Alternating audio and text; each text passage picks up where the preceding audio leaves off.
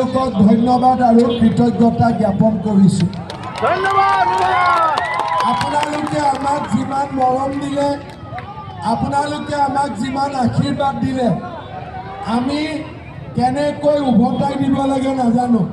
কিন্তু এটা কথা মই আপোনালোকক ক'ব পাৰোঁ, এইবাৰ চৰকাৰ গঠন হ'লে দেৰগাঁৱৰ উন্নয়নৰ বাবে আমি 4 গুণ বেছিকৈ দেৰগাঁৱক আমি অসমৰ ভিতৰতে এটা বিকশিত সমষ্টিলৈ ৰূপান্তৰ কৰিম। দেৰগাঁৱত এবাৰ বিজেপিক লাগিবনে নালাগে? দেৰগাঁৱত এবাৰ বিজেপিক লাগিবনে নালাগে? পাক্কা জিকাব আপোনালোকে। মই যদি দেৰগাঁৱত আমি যদি দেৰগাঁৱত বিজেপিৰ প্ৰাৰ্থী দিওঁ, আপোনালোকে জিকাবনে নিজিকাব? 100% জিকাব, 100% জিকাব। পাক্কা কৈছেতো?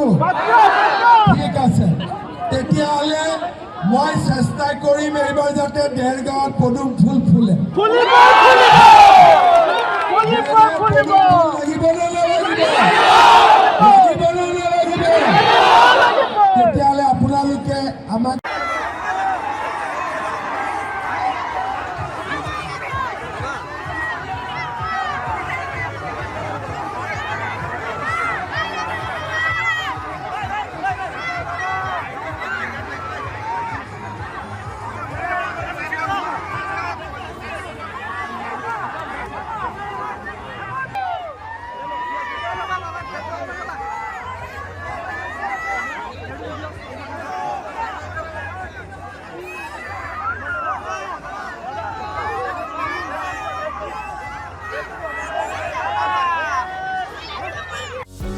যিকোনো খবৰৰ বাবে যোগাযোগ কৰক আমাৰ এই নম্বৰত 9181 307 2221।